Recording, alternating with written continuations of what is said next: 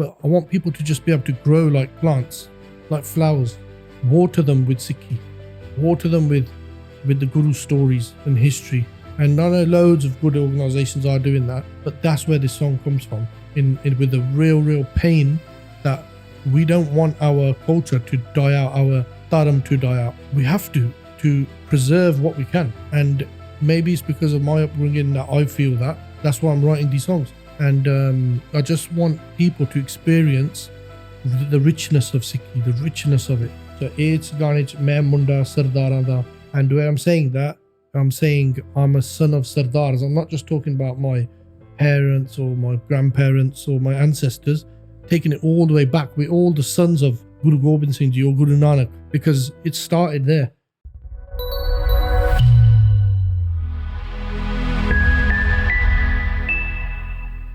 Waheguru Ji Ka Khalsa, Waheguru Ji Ki Fateh. Hi guys, back to a new edition of the Dharam Seva Records podcast. Today, got two guys with me, usual resident Kaka and the sensation, the young producer HKG. So really happy to have both our brothers on. New song coming. So when we have a new song coming, it means... Hey, where's Jelly? Jelly, the sunglasses. He's the opposite. In the winter, he has sunglasses on. In the summer, he takes them what off. happened? He left Huddersfield. He didn't bring his sunglasses. He took a wrong turn from Huddersfield. So yeah, no Jelly today. Bit of a change, but we got Young Breed in today. Yeah, as you all know, when a podcast comes, it means a new project's coming. So you would have seen the project come out, new one, not just Fabric. Before I go into the song, firstly, I have been so excited about this project. Probably saw a year ago, we did our first podcast with Dip Spamra, and we spoke about where Dharam Seva was, what we're doing in the future. And the biggest one I spoke about then was this particular song, because it striked so much in me, inspired me. And I, you know, even with the song not coming out yet, but it would have come out when this podcast comes out, I'm just so excited, anticipating what's going to come back in feedback. But it's something I've been really excited about. Before I go into that with Kaka and HKG and why we did the song, what was behind it, all of that, the music, Mandi Bamari was the last song that came out. A massive touching point. I said this at the time.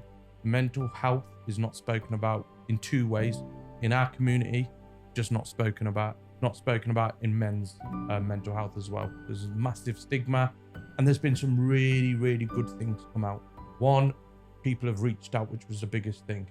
People reached out and said, yeah, it has affected me. And that's what we're trying to break. There's been one, like I've always said, our approach is very much from a Sikhi side. Our teacher is Guru Nanak Dev Ji Maharaj. All our inspiration will come from Shabad. That's been our way to help people. We've got our sister that I'm sure people are aware of, Kat Randawa, who works within our team, very much on the mental health side. She's been pushing people, addressing a lot of stigmas, but helping people on case by case. And that's only prospering. We don't want this to be projects that we do and then it falls into a black hole. So continue to reach out. We want to work with yourselves. If we're not doing that, then the purpose of what Sikhi and Dharam Seva is doing isn't effective. So that's that. And I then want to go into the podcast. Not just Fabric, new song. Yeah. HKG on the music. Kaka on the song. HKG's always on the music. Yeah. Always on the music. New sound. Yeah. Always different, which is the beauty of this. People say it's not an album because there's been split songs, but every song we've released in the last 12 months, probably a bit longer, 15 months, 16 months, always had a different vibe, a different way of music coming out, whether it was Rabbave, which was down a completely different sound, to something like now, not just Fabric, which is a bit more, you might say dissy to a degree. Where are you inspired from the music side? I don't really take inspiration like from certain artists. Whatever I think sounds good, I kind of take that. And I mean, when I get a track, I do whatever like I'm listening to at the time. I do definitely take ideas from that. Yeah. But it's not like there's no one I can pinpoint like for inspiration. It just comes. Whatever comes to you. Yeah. And a big one for me is that you've had, I know the experience and the journey you and Kaka made into the 10 tracks that you made. Yeah. They were done quite fast. They were back to back really. How did you work on different sounds during that period? It was quite fast. It weren't like you did a track and you had an idea and then had 3 months on it and then went on to the next one. I didn't really think about it. I just like, when I got the next track, I was like, all right, okay, I have to do something different to this one. Maybe I'll just listen to more music, innit? Because Got more ideas. yeah, it's more ideas. I like it. Kaka, this song, like I said, my favourite song of yours by far. Not that I'm putting the other ones down in any way, but this one is the one from the very beginning I said to you. I remember when we spoke about the lyric, you spoke about, shall I do a rap on it? Shall I get someone else to do it? Shall I do it myself? All of that. And we've touched on it, but the one that hit home to me the most. Yeah. What was this song? Why did you really hit this song and you thought this is a massive subject for me? It's the same as all the other ones, really. They all mean something. Yeah. But this one's got a bit of pain in it. The song has got a bit of pain from me in it. And the pain is of what's happening in society today. And the dying out, I feel. The dying out of, how do you put it? Yeah, let's just use the word that I'm saying. I feel we're dying out. I feel like our community, when you see the wedding system on a Sunday, people come to the Gurdwara after a wedding and they're Matha Tek Liya. When the one, when the Gyanis are singing, one person stands up to give a pound, bang, like sheep, everyone gets up. And the line, look at the queues. Yeah. Look at the queues, yeah? Yeah. And everyone participates in that. And why? Have they got any real understanding why? Is it because they really understood what was in the Kirtan and thought, I'm giving a pound? No. They've got no idea. The general people who do this in our communities, the Gurdwara system's running, always moaning about this because we have to, if there's anything that needs change, we have to bring it up ourselves. 100%. And the way everyone stands up in these sort of things and the way everyone just follows through and they don't actually see what's happening, and there's not actually any real onus on the youth, as in the kids, really empowering the kids with the power of Sikhi. Weddings are happening, everything's happening, and I feel there's not enough care. Obviously there's people who do care, there's a lot of good people out there, but I think generally, the passion and the power of what we're about, that's not being distributed in these places. And that's where this song comes from. It's for the kids to say, what, when you go to the Gurdwara, if that's what you see of your religion, if the Gurdwara is the main kind of entry point into everyone's life of this is what our religion is, I'm saying that's not what our religion or our dharam is, or what this way of life is. There's so much more which is not being passionately communicated across. And not only passionately, you're losing the whole essence of it, because it's either they're getting guilt tripped, why aren't you doing this, why aren't you doing that, you need to be doing this. But I want people to just be able to grow like plants, like flowers, water them with Sikhi, water them with the Guru stories and history. And I know loads of good organizations are doing that, but that's where this song comes from, in with the real pain that we don't want our culture to die out, our dharam to die out, our the Punjabi ways. Because tell you something now, the grandparents, they're going at the moment. A lot of people's grandparents are going, a lot of people's parents are now going. From my generation, I know a lot of people who've passed away the last few years and their parents are now going. Bitches are diwali, then it's going to be us lot going, right? With that turn of generations, we have got a responsibility so big. We have to preserve what we can. And maybe it's because of my upbringing that I feel that. That's why I'm writing these songs. And I just want people to experience the richness of Sikhi, the richness of it. Not richness money-wise, obviously. Richness of, and this track's called Not Just Fabric. You could call it culture, you can call it, I don't know what other words they are for it, but the richness of, of our people. Just the pyar in the boli and our elders. That's where this song comes from. And not just this song, many other songs, whichever ones.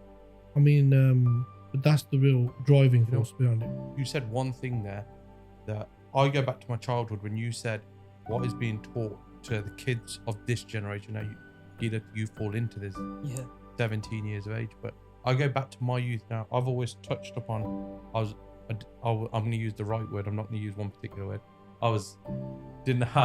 I had cut hair. I didn't have my gears. All of that, and we've touched on that. Very Punjabi family. Look, I've always touched on the football, cricket, and I've probably told everyone this story of my background. But what stands out from me is what, your childhood memories, what do you remember? I've still got memories of my nanny and my nana sitting with me, and I knew the story of the Jar Sahibzade. No Punjabi really. I've always said I couldn't really speak it, but those stories of that sacrifice has lived with me forever. I still remember sitting there with my nanny in the living room before we used to sleep at their house, before we went to bed, and she said, "Do you know the story of the Jar Sahibzade?" And I said, "No." She used to tell me, and I remember just thinking, like, didn't even know how to run. You're a kid. Yeah. But it's been imprinted in my head since forever. And I think Kaka's touched on it, is that era are passing away. That generation who come from India that had that real Sikhi enshrined on them, that generation is going. Yeah, and what it comes down to is we're going to go too. Yes.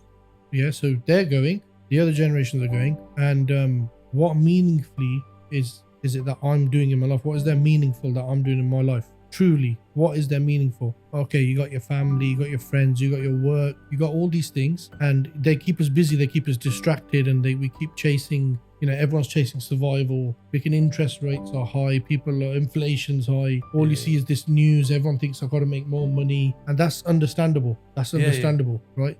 But then you're gonna die, and it's closing down, the life's closing. What is it you're gonna do in your life? If there's one thing you can do in your life before you go, which will give you some sort of solace and peace, it's going to be linked towards your spirituality, whatever that is. And it doesn't matter which religion you're from, any religion, your spiritual life is going to be so important to you. But what it is, Sadat is not, it's not going there because we are not empowering this. And forget the next generations, our generation as well. This is a huge problem. We know it's a huge problem. Songs ain't going to fix it. Just doing songs on it. This is just a medium for us. Like, we're doing it at the moment, and it gives us a reason to do it. Otherwise, you're just talking about stuff, ain't you?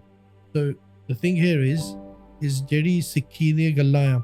Now, we've got to put them across articulately, but also powerfully. And that's where these things come in. So it's Garnich Me Munda Sardaranda. And where I'm saying that, I'm saying I'm a son of Sardars. I'm not just talking about my parents or my grandparents or my ancestors, taking it all the way back. We're all the sons of Guru Gobind Singh Ji or Guru Nanak, because it started there. So we're carrying that torch on. Then somewhere down the line, we would have been Hindus or Muslims, our ancestors, right? Then obviously when Guru Nanak came, it spread, and then through the 10 Gurus up until Guru Gobind Singh Ji. At some point, our ancestors who were either Hindus or Muslims, at some point, they would have decided, you know what, I'm now this, because this is the latest version, the latest iOS update on the planet. And at that point, that's where we come from. They made a decision, and it's been passed down. And it's not to say anyone else is wrong or any other religion is wrong. There's nothing to do with any of that. There's loads of truths in every message that's out there. But the point is, do we accept dying, having not done anything to really, really use our heart, not our brain so much, use our heart to do as much as we can, just as much as we can. If you're for example, if you're a carpet fitter, you might be helping in the Gurdwara to put carpet in, but that's nice. That's a nice seva. But the truth is, it's not going to help, pass this message on to the next generation. They might enjoy that carpet, just like you might do the seva, I'll fit the toilets, I'll pay for the toilets, fine, pay for the toilets, but that ain't going to help passionately. You ain't going to get kids going there, you know what, the toilets are so amazing, and it's going to connect you to Sikhi, is it? So we got this mindset where we do our seva, that's it, we walk away. Whose responsibility is it to passionately evoke? And it's not just mine. It's not mine in that way. You could say it's not mine. Someone said that take what are you doing it for? Truth is, because in my heart I feel it, and I know other people feel it. Loads of people feel it, and that's what it comes down to, really. So you got to educate. Look, in everything to move forward, you have to educate. Whatever you know, educate. Whatever little you know, pass it on, especially to the youth, because the youth are getting brainwashed by these algorithms. They're getting brainwashed by these teachers. When you're not there, they're watching all this other stuff. Whatever it is they're listening to. We do it ourselves at times. Mr. Beast and Suni and whatever. And you can watch all that. It's not a problem. But the point is, we have to intercept at some point with content, which is, they might like it, they might not. They might not connect. Look, many people won't connect to me, and I accept that. Many people say he's a shit singer or he's a crap singer. I accept that. Or they'll say, I don't like that guy. What the hell's, who's he think he is? They don't like me. No problem. But there's a few that might. That's good. I've got to do it for them few. Yeah. And I hope the other singers out there can do it for their audiences. And there's other pracharaks who can do it for their audience. Everyone connects to different wavelengths and different arts and artists. You know what I mean? You know what? There's something you did for the first time on this song, and it was obviously relevant to the song, but you did your first duet. First time you've done a duet of any sort. I don't think even in your commercial days you've ever actually done a duet. No. And obviously it was relevant to the lyrics, and we'll touch upon, you know, the sight of both man and woman. How did you find, because you've done a few things on this song. I don't want people to think I'm doing a Miss Pooja style. You know what I mean? I'm not doing that. You did a duet and you rapped. I'm calling it a duet. I would say I'm singing for the voice of our sons and our brothers. Yeah. I can't really sing on behalf of our daughters and sisters, because it will be odd. I'll be doing the pitched up voice, and I needed a female voice, you know, to kind of represent what the lyrics were, which I wrote. Yeah. So for that, we've got a really good singer from India, and we used her voice on this, and she sings the female part. How did you part. come across Raman Sandhu? Through we got a scout who gets a lot of, you know, like you get football scouts. We got a scout, and he gets a lot of talent. Who's the scout? His name is Gagan Singh, and people who know him. And Gagan had he's been actually good. He's done a lot of breakthrough projects with a lot of artists who are doing well. And for Taram Seva catalog, he's the one who's always found good artists and put them forward. Especially from India and stuff, is that? Yeah, especially from India. He's a bit of a jig, so he gets breakthroughs there. Yeah, he gets breakthroughs there. So he's the one who found the Raman Sandhu, the artist. And she's done a really good job. Who wrote the vocals for Raman Sandhu? I wrote all the lyrics. Oh, you wrote hers as well? Which, yeah. All the song. And even with the next bit, I'm going to ask, you rapped for the first time, yeah? I would say rapped. I would say it was a rap. Yeah. What else did you call it? It's outburst, really, isn't it? Well, all right, we'll touch on two bits. There was an outburst that first come, the statement. Those in themselves, now people might think he's chatting it here. First time he played them to me, he goes, just listen, close your eyes. And I listened to that first statement, and I had two emotions. One, I felt like flooding with tears. I genuinely, and I sat there and I had to have a moment on my own. Two, I had a sense of, what am I doing? Countless sacrifices, itihas, all that. And I thought, what are we doing now? Those statements have already come out before we shot this podcast. And the response, never mind what Kaka's had as the artist, or HKG's had as the producer artist as well, people have turned around and said, wow, wow, wow, wow. Like, it's raw, it's real. It's just the history, really. When you put the history in front of people, how it should be put in front of them. Not like I was saying, our history shouldn't be taught after a Gurdwara building fund. It shouldn't be taught just because there's a wedding and there's 100 people stand up to give the Kirtaniya a pound. Yeah, and these things are missed out. The whole system, our history should be not taught, it should just be put in front of us. I'm not saying taught. We don't need to teach this. We don't need to go to kids, say this, and this. You just explain to them this happened. So did I know that's the, they didn't even tell us that.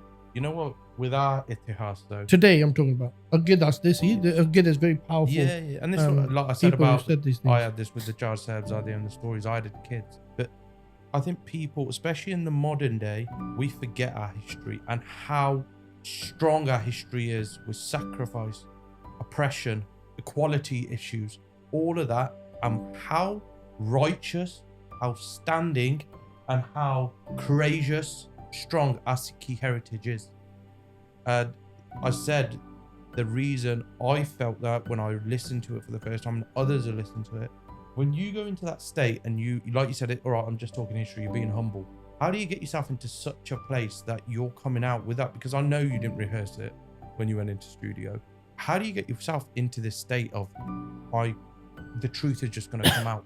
Not a state. I mean, you was there when we did the speeches and all that. That was because the song, I wanted to give an intro. Because what I'm saying is I want to share what I've learned in my life. Whatever has touched me to my heart. It's not I want to share. I need to share. It's not even that I want to do it. Want is something else. I want to just be doing whatever, something else. I want to watch TV. I want to do that. There's wants are just desires. Everyone's got them. This is the difference. Is I need to share this, not because of anything to do with me personally. It's just it doesn't belong to me, and everyone needs to share this because I know everyone's got this thing for Sikhi where the ones who know, it's so special to them. The people who know, and it's really special. Even the ones out there who don't know about Sikhi, is still special to them. They still respect it because they have been taught respect. But what it is about the fine details now. We need to get the fine details across, which really, really touches people. And there's not an end goal here of mass conversion into becoming Sengs or, going into anything. It's just know this information. You hear all this other stuff all week, all year. I know this ain't people's cup of tea to listen to this content. It's not going to be played at any weddings. It's not going to be played at any parties. What we're making is not got any market for it. We understand that. We understand this isn't something that's going to, be every day. It's not going to be hit songs. None of these are going to be hit songs. That's not the intention. But the thing is, we have to, share whatever we have learnt. We have to recycle it because I could be going pop tomorrow. All of us could be going pop tomorrow. Any second. Look at the man behind us. Yeah, there you go. So the point is, what is the point of this life? What is the point? If it's not connected to your spirituality and it's just connected to our wealth, our political outlook on life, our health, everyone's focused on the good health. Everyone wants to lose weight. Everyone wants to. Yeah, you've lost some. Everyone does that because it's for me. It's all linked to our egos. Everything's linked. But what I'm saying here is when we leave here, that last moment, something, one thing I remember I heard it resonated with me. They say people who are in their last days in their life, one thing that's really common, people who are in their last moments in their life or terminal illnesses and things like that, when they're asked about what they remember in their life, the only main things they talk about at that moment, we worry about our work, got to do this or got to do that. The only thing people who are literally on their deathbed or terminal illnesses, they remember one thing is they think about their loved ones. Yeah. And that makes sense because your loved ones, Sikhi's rooted into your loved ones, your grandparents, your parents. It's because of them that you have so much value. Earlier, didn't we? Why you don't want this to wash out because it meant so much to your loved ones. So you think about your loved ones. And the other thing is you think about your regrets. At that moment, you have your regrets. I wish I did more of this. I wish I did more of that. And that's powerful for everyone to understand that at the end, it's going to be, obviously it's too late. And I'm trying to put a guilt trip onto anyone. But I'm saying know this now. So if you think about it now, you're going to have regrets at the end. What are those regrets going to be? Oh, I wish I went to Indonesia. I wish I went to Thailand. I wish, what are they going to be? Oh, I wish I traveled more. Yeah, it's not just, living living in the now and all that. But the truth is, are you going to be leaving here thinking like you've got no ownership? Like where do you go? Where does your consciousness go? Because look, if you didn't do anything for the teachings of the gurus who have given us the closest documentation and advice towards what actually happens before and after this life, the gurus have given us this. And we revere our gurus so much because they've given us information which nobody could give us and think on them sort of levels. If you read in Gurbani and you're talking about on such a macro level what they've explained to us, from the beginning, from Ik Onkar, from going out on, from like we spoke yesterday, we're in Reading right now. Zoom out and you're in Berkshire. Zoom out, you're now in England. Zoom out, you're now in Europe. Zoom out and you're now looking at the whole of this planet. Zoom out further past all these planets. Now zoom back in and look at your dot, your mind, how deep it is, and what's so important about that dot? It's nothing. So the gurus have given us a macro level of understanding of what's going on in this life before our existence and after our existence. If we don't put in any effort or any remembrance, as we're told to not forget, then when it comes to that last moment, guilt trip coming in here, when it comes into our last moments and we gotta leave here, it's gonna be too late at that stage. But it's not your fault.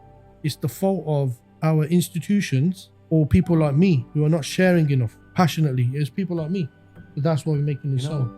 That's why we made the song. Thing you've really touched on in it. It really resonated with me. How many ages of people have we gone through?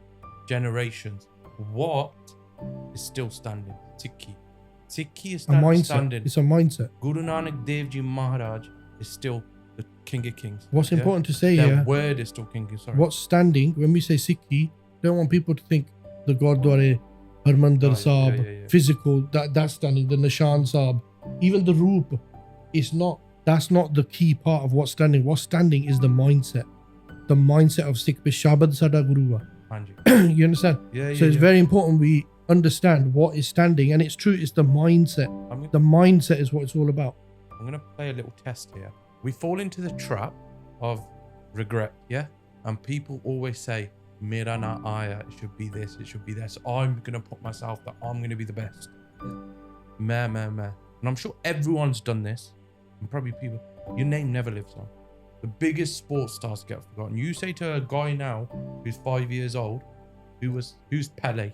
No, I'm not sure. You might have said Maradona, they might not remember. And he was only 30 years ago. Yeah. You take it further back there and you say, who won the World Cup for Brazil in the 40s? I wouldn't have a clue. That was the biggest thing. How big is football? Cricket? Whatever you want to call music. Take it a bit further home. Can you two only name your 8 great-grandparents? Not your grandparents, your great-grandparents. Can you name any of those 8? No. 3 generations above you, your lineage. Yeah. Can't remember their names. I genuinely thought about this as we were talking. I can think of one. And that was my Nana's father. And the only reason I remember his name, because it was written on our old house in Gurau Tutta Mazara, Jagat Singh on there. Yeah. I can remember 1 out of 8. Nobody cares. No one cares. That's the truth. No one cares. If we all sit here and thought we actually cared, you'd be sitting there and researching. That was his name. That was his. I'm going to do The this. love we think we have is all fickle. It's not even real prem. Prem is where you go and actually do what Guru Gobind Singh Ji did, do what Guru Arjan Dev Ji did, do what Guru Nanak Dev Ji did. Where they only calmed their head, Sara ko salata. For all the Guru Har Krishan, they at the age of 8 they took on all of Delhi's bubonic plague. At the age of 8, selflessness. Prem what prem is, from what we understand it, is this ain't love. What we see, we think, I love my parents, I love my families. We're just attached. That's attachment. We got attachment. True love is something so deep, and it's a whole subject in itself. And to understand true love, we have to go and understand what our gurus did. That's what this song is all about. It's about true love. Main munda sardaran da is pag vich meri jaan. Main hati sardaran di meri chunni ch mera iman. So going on to the lyrics, what's important is people understand what we're trying to get across here in the message.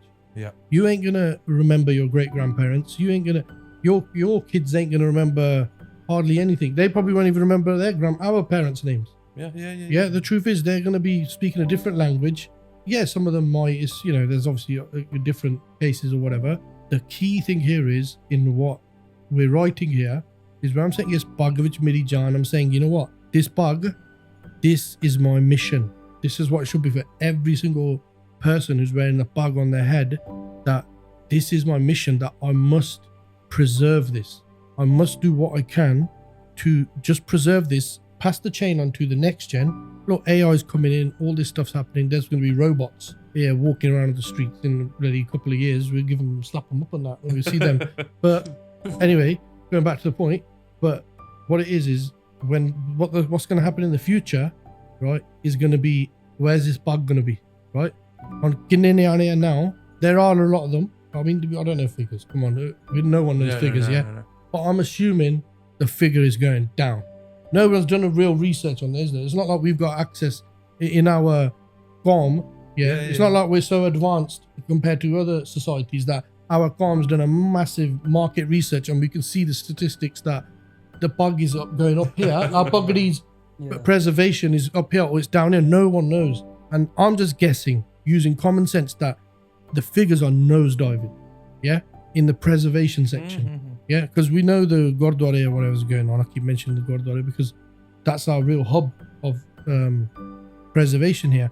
So what the song is saying, going back to the lyrics, is Main munda sardaran da is Bhagavich meri jaan. And the girl is saying, Main hati sardaran di, I'm a daughter of Sardars and Sardarniya, right? Meri chunni ch mera iman. My head, the practices. We're not just saying the chunni's everything. What we're saying is, but the practices that my ancestors have been taught, and they taught my grandparents, and my grandparents taught my parents. My parents kept this so important to them, right? Everyone makes mistakes in life, parents make mistakes, grandparents make mistakes. Don't look at the mistakes of anyone, but everyone respects our gurus. When they go to a Gurdwara, I tell you, I haven't seen, I'll be honest with you, there might have been the odd nut jobs here and there in the world, yeah, who've done something wrong in a Gurdwara, but look at who disrespects in a Gurdwara. Not anything. I've been in the Gurdwara, people say, if you swear, you don't swear in the Gurdwara. And that's good because it shows their devotion to that extent, yeah. But not in the Gurdwara, yeah. Yeah. Fair play because it shows devotion. I was going to say they've got a level of respect and devotion. Yeah. Gaka. And that's where that practice is. What I'm saying is the chunni is part of a practice.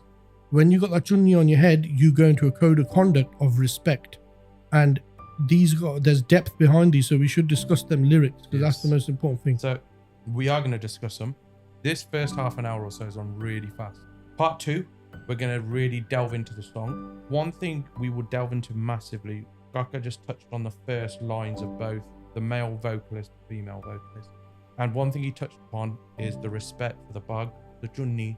And like you said, it's more than just the junni. There was something that I spoke about many months ago, and I said, we are very critical in society, social media, especially in our communities, of this girl is this, or she's classed as this, or she went with this man, she's this. We're so critical. We say there's an equality with us. Female does everything. Banda does something, he's cool, he smashed it. And then you're saying why there isn't role models, and our daughters, our sisters, our nieces, whoever it might be, are lost. And then you say that we got the Kim Kardashians of the world. I saw we're all on social media. At the minute, you got Instagram, and you got some woman who's been with 100 men in one day, and she's now the most famous thing. How pathetic and how lost is this world? So into part 2 of the show, we're really going to go into how can we try and put a positive message? How can we make our boys, our girls, feel value of who they are and their Sikhi and their heritage and what our ancestral practice, our ancestral part, because that's what it was. We said that people started from Sikhi, Hindu Dharma and the Muslim Dharma come to Sikhi. What drove them? What was that inspiration? And that's what the song's done. In part 2, we're really going to touch into that. I hope this is how, and like I said, part 2 will evoke even more. That'll be coming very, very soon. That's the end of part 1. Like I said, I hope you've taken so much from this first part of the episode. As I touched, part 2 is going into those lyrics further, what the mindset of Gaka was in that, and the message we truly want to push across to the boys and girls of our future, those that we hope will fly that flag of Sikhi further. Catch you in part 2, and I hope you pick more up from that episode also. Waheguru Ji Ka Khalsa, Waheguru Ji Ki Fateh.